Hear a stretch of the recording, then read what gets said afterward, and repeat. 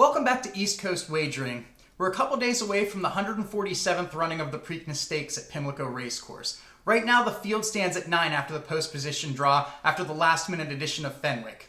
Today I'm going to look at that field, break it down, and tell you the most likely scenarios, and ultimately I'm going to tell you who I picked to win this race.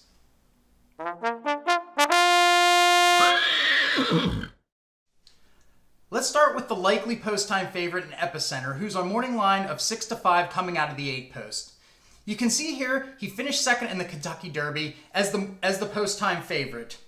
He made an early move in that race and ultimately held off everyone but the fast-charging Rich Strike at 80-1. He's going to be a heavy favorite in this race. The 6-5 morning line seems like it's probably going to drop from there, I would think. I see him more as, I think at 1-1 is probably the best case scenario you're going to get on this horse, given the shape up of this field. In the Kentucky Derby, he showed versatility. He sat further back than he has in previous efforts, but that ultimately is what caused him to make that early move, which looked like a win going for home until the clouds opened up and there came Rich Strike. This horse can race from anywhere in the pack. I love his versatility because if it's a fast pace, he can sit a little further back. If it's a slow pace, as I expect in this one, because it doesn't seem to be a lot of speed, he likely will sit a little bit closer than he did in the Kentucky Derby. And I don't see too much in this field that really should challenge him. He looks like he's a legit favorite. It's going to be very difficult to beat this horse. The only knock on him is he going to come out well off of 2 weeks rest? Not every horse can do that. I guess we'll see if Epicenter can. We'll move on to the fantastic filly Secret Oath, coming fresh in off of her victory in the Kentucky Oaks, which you see here.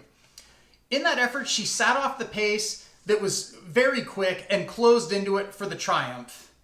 I think she's likely going to be the second choice in this one behind Epicenter, although she is third currently on the morning line behind also early voting. While it's rare, it's not unheard of to have a filly in the field, but it's not very common. In fact, in the history of the Preakness, only 6 fillies have won the race, and only 2 of them since 1924. That being Swiss Skydiver in 2020, when that race was moved to later in the year due to COVID, and Rachel Alexandra in 2009. I don't think she's going to get the pace setup she got in the Oaks, so she may need to sit closer than she has previously in races to possibly win this one, and for her late closing kick to even come into play here. She was completely empty in the Arkansas Derby when she finished behind Cyberknife and Barber Road, both of whom couldn't crack the money in the Derby, and Cyberknife finished well behind in that field after pressing the fast pace. I don't love her at the odds you're going to get her at. I think that she has a chance, especially in this weak field, but I think she's going to go off the second choice in this one, and based off of her figures, off of her previous effort, and with the pace kind of working against her, I just don't love her. But again, this is a weak field, so she has as much of a chance as many of these.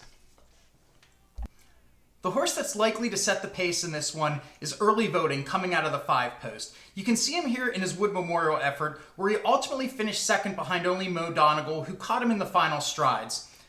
He skipped the Kentucky Derby, as he did have enough points to get in that field to specifically target the Preakness. You'll hear many times this week cloud computing referenced, as he took the same approach and ultimately ended up triumphant in the Preakness. Let's see if Early Voting can take that same step and win this one. I like that he races on the lead, because as I said before, I don't think there's going to be a whole lot of pace in this race. A couple horses have shown speed in previous races, but it seems like they prefer to press in the cases of Epicenter or Armagnac. Epicenter is very versatile, so if he needs to be close to the pace, he will be. We'll see how the pace sets up. Unless Armagnac goes, I just don't see anyone else really going with Early Voting. I guess Simplification has a chance to show some speed as well. He has in the past. He closed in the Derby, and I think that his better races actually have come from off the pace than on the pace. I think his best effort would be to actually sit a little bit off. So ultimately, I think that Early Voting probably should get an easy lead in this one. Also coming out of that Wood effort is Skippy Longstocking, who finished third in that race behind Early Voting and Mo Donegal. In his past, he also lost in a previous start to Preakness starter Simplification in the Mucho Macho Man on January 1st, where he sat second but wasn't able to finish anywhere near the top one, fading to last. His 2-for-9 record isn't actually awe-inspiring, but then again, we had a Derby winner who qualified for a non-winners of 2 lifetime race, so anything's possible here. The field does seem to have come up a little bit weak, so maybe Skippy Longstockings has a chance. And if the pace maybe is a little quicker than I expect, maybe he's the one who closes into it and could possibly take this down. Speaking of Simplification, he's coming out of his 4th place finish in the Kentucky Derby. He joins Epicenter and Happy Jack as the only horses coming back out of that particular race. In that particular race, he ran from a little off the pace, which wasn't his typical forte in previous efforts. As you can see here in the Florida Derby, he historically has run on or close to the lead. So I think that he could be more forwardly placed than he was in the Kentucky Derby, especially given the pace scenario. But I think that his better efforts have, as I mentioned before, come from off the lead. He ran well in the Florida Derby. Ultimately, he finished 3rd behind White Abarrio and Charge It, both of whom headed to the Derby, and neither one of which really did much in that particular race. Simplification does seem to be getting better. He runs constantly well every race, and if he can perform off 2 weeks rest and possibly take a step forward, he could maybe be in the mix here. It's difficult to say that he's going to make up those lengths on Epicenter, but it's possible, especially if Epicenter doesn't take to the 2 weeks rest. My concern, again, is that his base races come from off the pace. I don't think there's going to be much pace in this one. So is he going to be able to close into it? And if he does decide to sit closer to the pace, is he going to actually be as effective as he was in races like the Kentucky Derby, where he finished 4th? Also coming back on 2 weeks rest, but by route of an allowance undercard race, is Creative Minister. You can see him here winning that race.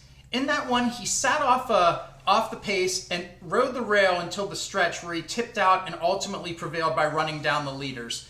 It was a pretty nice field overall for an allowance effort, which is typically the case on a Kentucky Derby undercard. He's lightly run, with that allowance race only being his 3rd lifetime start. But he's 2 for 2 since stretching out to a mile and a 16th, and it doesn't look like the extra distance is going to be a problem for him. The real question is, does he fit in this company? Because this is a really big jump in class. Ultimately, he is the wild card in this one. A lot of these horses, we kind of know who they are for the most part, based on running against similar competition and in similar graded races. So we'll see if he can step up here. He's 10 to 1 on the morning line, and he could surprise at a nice price. The other horse coming back out of the Kentucky Derby that I haven't mentioned so far is Happy Jack. Here you see him in his Santa Anita Derby effort, where ultimately he finished 3rd. In the Derby, he finished 14th. He ran a flat race, never really threatened. He didn't really have any excuse. He sat well off the fast pace that was developing and just never really did anything in that race. It was kind of reminiscent of his California races, where he never threatened the win at all, but just kind of closed into the pace and beat out some of the other horses for a minor share of the prize to ultimately get him in the gate at the Kentucky Derby. In fact, his biggest claim to fame is that many people thought it was the 2-horse coming up to the rail to win the Derby at big odds, when in fact it was Rich Strike who was the 21. And once people saw the 1, they knew which horse it obviously was. One of the horses that he finished in front of in those Santa Anita prep races is Armagnac, who was a last-minute entry to this field. He's coming back off less than 2 weeks rest, like many of the others in this field, off of an allowance optional claimer that was run at Santa Anita. It's hard to get excited about either of these two, as neither one has shown anything even remotely close to what will be required to win this race. Even though this is a less than stellar field, I just don't know that Happy Jack or Armagnac are actually going to threaten in this one. And the horse rounding out the field is Fenwick, who was a last-minute addition to this race. You can see him here in his last effort, where he finished last of 11 in the Bluegrass. Unfortunately, you won't see him cross the wire at the end, because it took him so long to get there after the leader that they had already panned to a different view, so I couldn't catch it on camera. Prior to that race, he broke his maiden at Tampa in his 5th try, putting his record now at 1 win in 6 tries. I can't really blame the Connections for taking a chance here. It's a small field, and if a couple of the horses don't fire off short rests, maybe he could walk home with a minor share of the prize. But much like I said about about Armagnac and Happy Jack. I just don't see this horse as a contender to possibly win the race.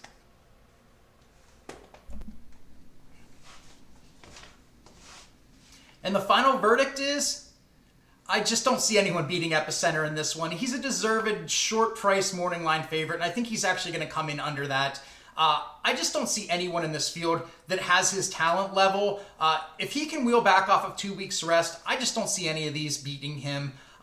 The only question, as I said, is the 2 weeks rest. So you never, no horse is a surefire lock.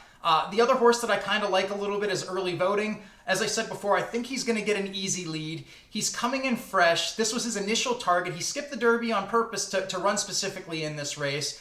If Epicenter doesn't fire, I think he's the most likely winner.